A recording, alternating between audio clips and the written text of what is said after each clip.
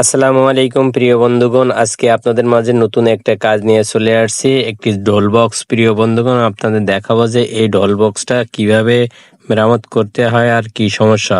তো চলুন বন্ধুগণ, আমরা শুরু করি যে আসলে এর কি কি সমস্যা আছে। তো বন্ধুগণ দেখেন, এটা ওয়ান হয়ে গেছে, পাওয়ার চলে আসছে।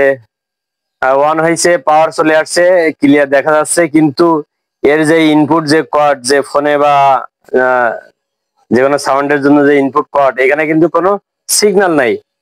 দেখেন কোনো শব্দ নাই, শুধু শা শা শব্দ হচ্ছে। তো এইরকম সমস্যা হলে দুটি কারণে হয়, একটি হচ্ছে আইসি আর অন্যটি হচ্ছে মেন ফিল্টারিং ক্যাপাসিটর। তো চলুন বন্ধুগণ, আপনাদের দেখাই যায় এই বক্স কি কি কারণে নষ্ট হয়েছে আর কিভাবে আমরা সমাধান করতে পারি। তো আপনারা দেখতে থাকুন। আমি সর্বপ্রথম প্লাগটা খুলে নিয়ে আপনাদের দেখাচ্ছি যে আসলে এটার এই দেখেন, আমরা স্পিকার থেকে আলাদা করে নিয়েছি আমাদের যে সার্কিটটা, এই সার্কিটটা আলাদা করে নিয়েছি। এই হচ্ছে মেন ফিল্টার ক্যাপাসিটর, আর এই হচ্ছে আমাদের আইসি। তা সর্বপ্রথম আমরা আইসিটা খুলে নেব। আইসিটা খুলে নিয়ে আপনাদের দেখাচ্ছি যে আসলে এটা আর কি সমস্যা আছে। তো আমরা সর্বপ্রথম আইসিটা খুলে নেব।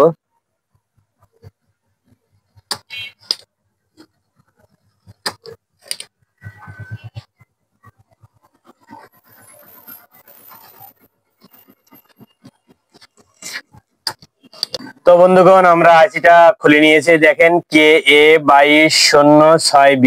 তো এই মডেলের আইসি বাজারে নাও পাওয়া যেতে পারে, যেহেতু এটা একটা ঢোল সাউন্ড বক্স। তো এর পরিবর্তে আমরা যে আইসিটা নিয়ে নিয়েছি, দেখেন TEA2025।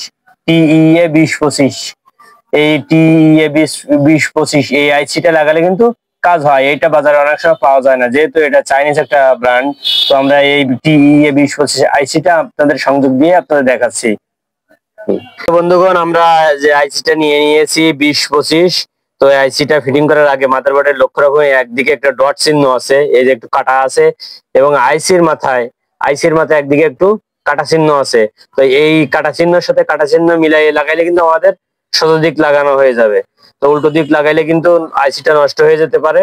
তো আমরা সর্বপ্রথম আমরা এই হিটসিনটি, এই দেখেন, আমরা হিটসিনটির মিডল বরাবর আমরা এই যে এই হিটসিনটি আইসির মিডল বরাবর আমরা আগে এরকম বসিয়ে নিব। বসিয়ে নিয়ে কিন্তু আমরা সহজে বসিয়ে দিতে পারবো।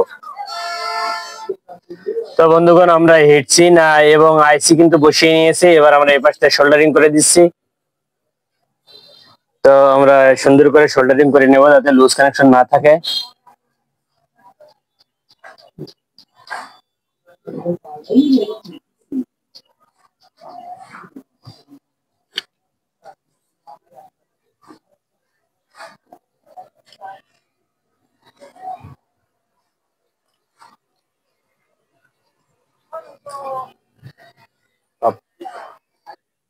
তো বন্ধুগণ, আমরা আইসিটা সুন্দর লাগিয়ে নিয়েছি, এবং ক্যাপাসিটরটা ও যদি আপনাদের সন্দেহ থাকে, তো এই সাইডে যে ক্যাপাসিটর ট্যাঙ্ক খাটো, এই জন্য আমরা এই পাশ থেকে সংযোগ দিয়ে নিয়েছি।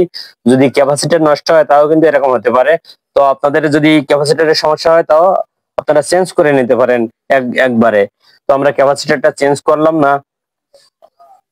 এখন আপনাদের দেখাচ্ছি লাইন দিয়ে আমাদের ঠিকমতো সাউন্ড আসতেছে কিনা, আর এবং আমাদের বক্সটা ঠিক হয়েছে কিনা।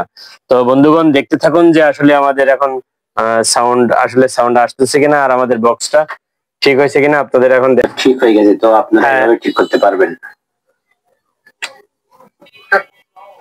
তো প্রিয় বন্ধুগণ, ভিডিওটি ভালো লাগলে লাইক কমেন্ট শেয়ার করুন, আর আমাদের চ্যানেলে পরবর্তী নতুন নতুন ভিডিও পেতে আমাদের চ্যানেলটি সাবস্ক্রাইব করে রাখুন।